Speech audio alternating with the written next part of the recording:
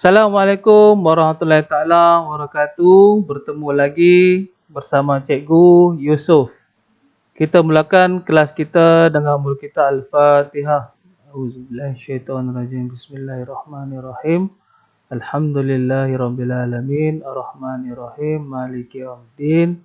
Iyyaka na'budu wa iyyaka nasta'in. Ihdinas siratal mustaqim, siratal ladzina an'amta 'alaihim ghairil maghdubi 'alaihim waladdallin. Amin. InsyaAllah untuk hari ini cikgu akan mengajar berkaitan pendidikan kesihatan. Unit 1 pendidikan kesihatan reproduktif dan sosial. Okey, kita akan lihat kesihatan diri dan reproduktif. Okey, dalam bab ni kita akan mempelajari yang pertama menguraikan maksud identiti seksual, iaitu setiap orang dilahirkan sama ada sebagai lelaki ataupun perempuan. Yang kedua, menghuraikan maksud orientasi seksual, iaitu keinginan seksual terhadap berlainan jantina atau sesama jantina atau kedua-duanya sekali. Yang ketiga, menjana idea cara untuk menangani kecelaruan identiti seksual dan orientasi seksual yang bertentangan dengan agama serta budaya dalam masyarakat Malaysia. Yang keempat, menyatakan maksud kehormatan diri. Yang kelima, menganalisis kepentingan menjaga keharmonian diri dengan mengamalkan kebersihan, keselamatan dan kesihatan. Yang terakhir adalah menilai kesan terhadap diri, keluarga, masyarakat sekiranya tidak menjaga kehormatan diri. Untuk hari ini kita akan sentuh berkaitan yang pertama identiti dan orientasi seksual, kemudian yang kedua orientasi seksual, kemudian yang ketiga perbezaan homoseksual, heteroseksual dan biseksual. Kemudiannya kita akan lihat juga kecelaruan identiti seksual dan yang terakhir kita akan lihat kehormatan diri. Okey, baik, seterusnya kita akan pergi kepada identiti seksual. Okey, yang mana identiti seksual melibatkan aspek psikologi dan ciri tingkah laku berkaitan dengan seseorang individu. Okey, sama ada lelaki atau perempuan. Okey. Yang seterusnya adalah seksual, biasanya merujuk kepada penerimaan tingkah laku, sikap dan personaliti yang diwarisi yang mana boleh membezakan lelaki yang bersifat sasa dan perempuan yang bercirikan lemah lembut. Okey, maksudnya di sini kita boleh lihatlah kalau lelaki ciri dia macam mana. Okey, dia jenis sasa, jenis kasar sikit dan sebagainya. Kemudiannya yang kedua, kalau perempuan, okey, bercirikan lemah lembut. Okey. Yang seterusnya, orientasi seksual. Orientasi seksual merupakan kecenderungan identiti personal, okey, terhadap seksual tertentu, okey, yang mana akan mencerminkan diri individu. Okey, sama ada individu tersebut terarah kepada jenis orientasi seksual. Okey, antaranya adalah heteroseksual, homoseksual dan biseksual. Orientasi seksual ialah tarikan seksual ataupun emosional kepada individu ataupun kita kata kita suka kepada seorang lelaki ataupun seseorang, okay, lebih daripada kawan. Okay, so itu yang dimaksudkan dengan orientasi seksual. Okay, contohnya lelaki bercinta dengan perempuan. Okay. Kemudiannya homoseksual, okay, yang mana merupakan tarikan seksual terhadap jantina yang sama. Okey, maksudnya dia suka kita kata perempuan dengan perempuan, lelaki dengan lelaki. Okey, baiknya kita lihat yang seterusnya. Okey. Heteroseksual. Seksual. Okey, ialah tarikan terhadap pasangan yang berlain jantina. Sebagai contoh, lelaki suka perempuan dan perempuan suka lelaki. So, heteroseksual ini, seksual ini adalah hubungan yang normal. Okey. Yang seterusnya adalah biseksual. Okey, yang mana ia adalah tarikan seksual terhadap kedua-dua jantina, di mana ia suka akan kedua-dua jantina. Sebagai contohnya, dia suka perempuan, dalam masa yang sama dia juga suka kepada lelaki. So, ini adalah jenis biseksual. Maksudnya dia suka lelaki dan dia suka juga kepada perempuan. Manakala homoseksual. Okey, homoseksual merupakan tarikan seksual terhadap jantina yang sama. Okey, maksudnya ia lebih cenderung suka kepada jantina yang sama jenis. Contohnya, lelaki bercinta dengan lelaki, perempuan bercinta dengan perempuan. Okey, maksudnya dia lebih menjurus kepada suka kepada satu jantina ataupun sama jantina. Okey, lelaki dengan lelaki, perempuan dengan perempuan, ataupun kita mudah ataupun dikenali sebagai, kalau lelaki suka dengan lelaki dipanggil sebagai gay. Kalau perempuan suka dengan perempuan, kita panggil sebagai lesbian. Itu adalah kita kata ayat ataupun mudah untuk kita mengenali mereka. Okey, baik, yang seterusnya, apakah maksud orientasi seksual? Maksudnya yang ni anak-anak murid kena dengar. Kejap lagi cikgu akan mainkan.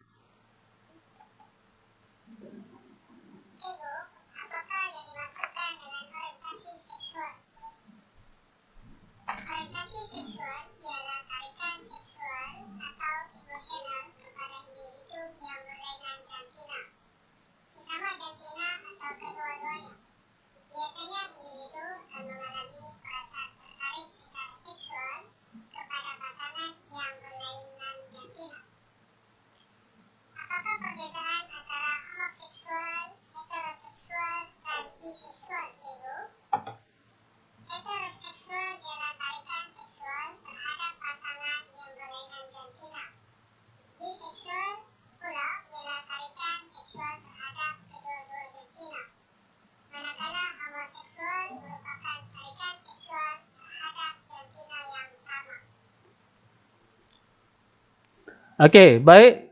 Yang seterusnya adalah kecelaruan identiti seksual. Maksudnya kecelaruan di sini adalah dia keliru.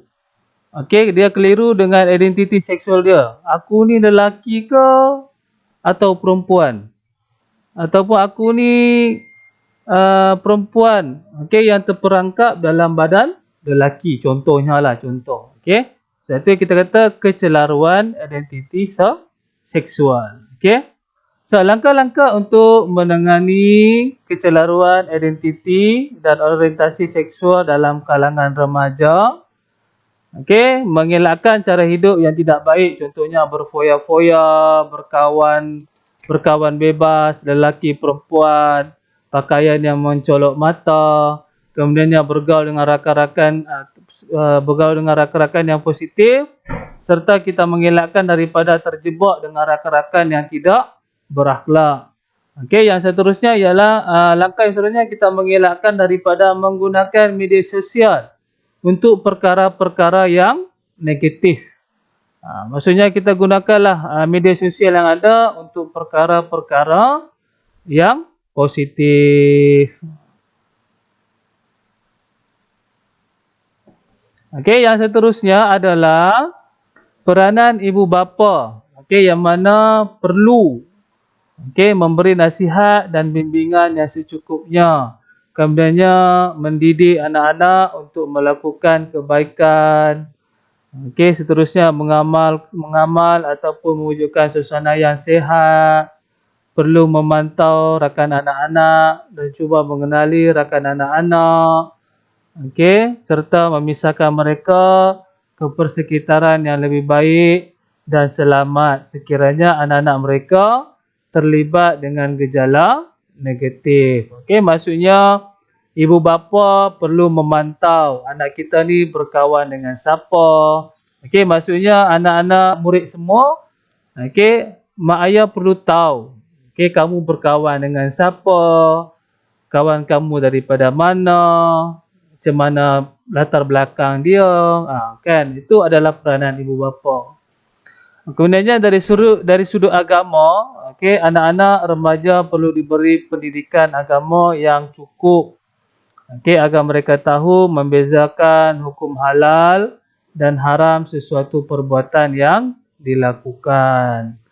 Okey, yang mana sememangnya semua agama sangat mementingkan perbuatan dan tingkah laku, okey, yang baik serta memberi panduan tentang cara hidup, okey, yang betul dan sihat. Maksudnya anak-anak murid, okey, kena belajar mendalami agama. Okey, supaya anak-anak ni, okey, dapat membezakan perkara halal dan haram, perkara baik dan buruk, okey, yang memberi kesan kepada diri anak-anak murid. Okey, yang seterusnya, kita beralih kepada yang seterusnya. Okey, kecelaruan identiti. Ini anak-anak mohon dengar ya.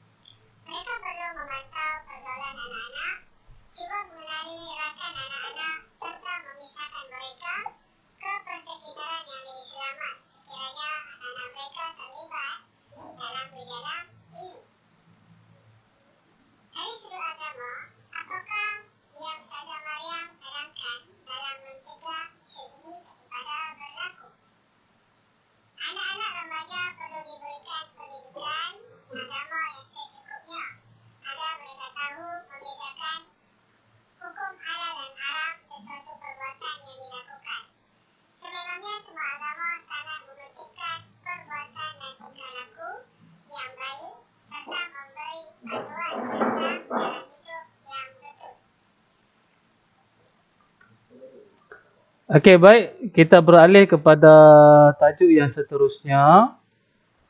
Okey, berkaitan kehormatan diri.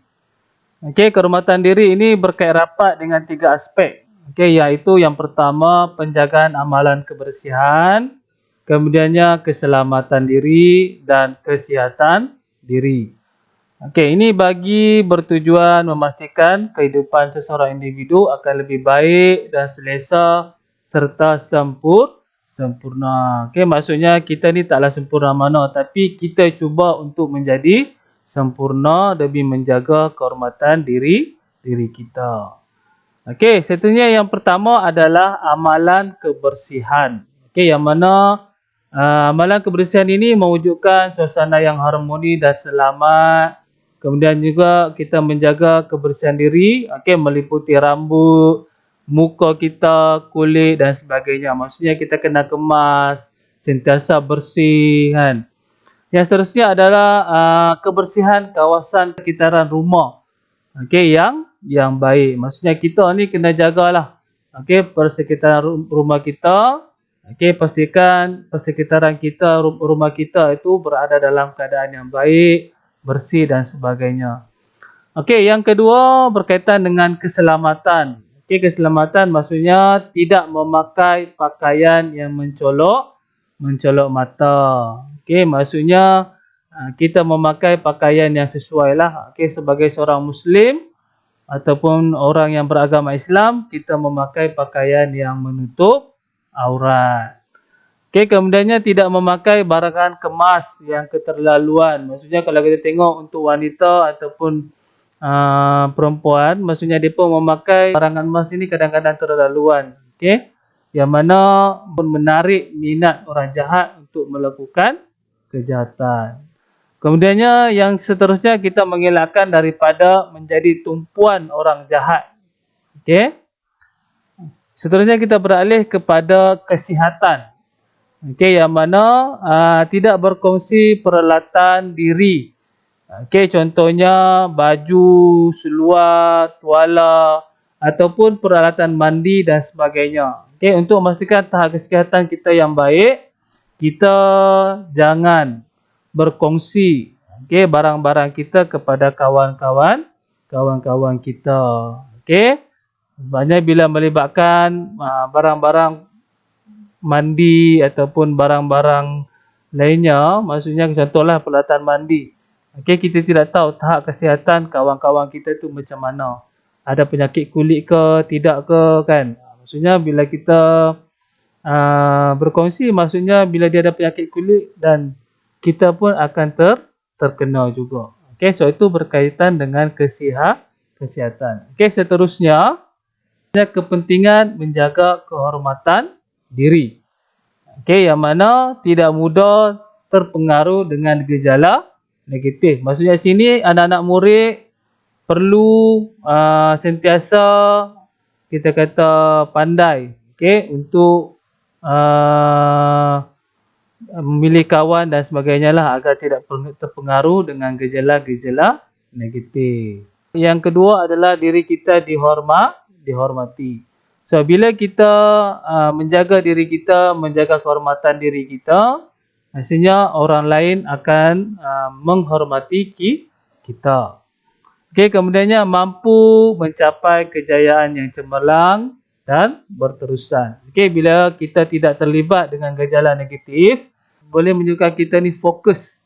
Okey, fokus kepada pembelajaran kita. Okey, sehingga kita ni boleh berjaya, okey, cemerlang dan berterusan. Okey, itu kepentingan menjaga kehormatan diri. Okey, yang seterusnya, okey, kesan tidak menjaga kehormatan diri. Okey, yang pertama dapat menjejaskan pelajaran. Okey, bila kita terlibat dengan gejala negatif, so banyak masalah yang kita fikirkan, banyak masalah yang datang kepada kita yang menyebabkan kita tidak fokus kepada pembelajaran ataupun pelajaran. Kemudiannya kesan yang kedua ialah maruah, okey, akan terjejas. Kemudiannya akan menanggung malu serta nama baik kita tercemar. Okey, maksudnya bila kita melakukan perkara-perkara negatif, okey, ia akan menjejaskan nama kita. Kita akan menanggung malu. Kemudiannya kita juga akan maruah kita juga tercalar dan sebagainya kan. Kemudian yang ketiga, berkaitan dengan keluarga juga akan terkesan, okey, dengan menanggung malu serta maruah keluarga juga akan tercemar. Kemudiannya yang keempat, okey, akan kurang selesa, okey, dan tidak bergaul dengan rakan-rakan serta masyarakat. Okey, bila kita terlibat dengan benda-benda negatif ni, kita banyak menyendiri. Okey, kita banyak menyendiri, kita tidak bergaul dengan rakan-rakan, kita tidak juga bergaul dengan masyarakat setempat. Okey, kemudian yang kelima, okey, sukar untuk memohon bantuan daripada masyarakat setempat. Okey, jika berlaku kecemasan dan sebagainya. Okey, maksudnya di sini bila kita terlibat dengan masalah ataupun gejala negatif, okey, masyarakat akan menjauhi kita. Okey. Kesan dia bila kita meminta bantuan dan sebagainya, masyarakat tidak akan memberi bantuan. Okey, sebab apa? Sebab apa? Sebab kita ni terlibat dengan benda-benda yang negatif yang mereka tidak suka. Kemudiannya yang akhir sekali, bila kita terlibat dengan benda-benda negatif ataupun gejala negatif, okey, so macam dia akan menyebabkan kita ni dipandang serong oleh masyarakat. Kemudiannya kita juga dianggap negatif. Okey. So itulah okey tajuk untuk hari ini. Terima kasih kepada anak-anak belajar. Okey. Minggu depan cikgu akan sambung untuk tajuk yang seterusnya, pendidikan kesihatan. InsyaAllah anak-anak murid boleh lihat kat channel cikgu. Okey, jangan lupa anak-anak murid untuk subscribe channel cikgu. Okey, dan kemudiannya video-video terbaru cikgu akan upload dalam channel cikgu untuk memudahkan anak-anak murid untuk melihat video-video cikgu berkaitan dengan pendidikan kesihatan. Okey, terima kasih. Sampai berjumpa di minggu hadapan. Okey, jangan lupa subscribe channel cikgu ya. Okey. Assalamualaikum warahmatullahi taala wabarakatuh. Okey, sebelum itu kita tangguh kelas dengan tasbih kifarah dan surah Wal-As. Subhanakallah wa bihamdihi asyhadu an la ilaha illa anta astaghfiruka wa atubu ilaik. Sampai berjumpa minggu hadapan.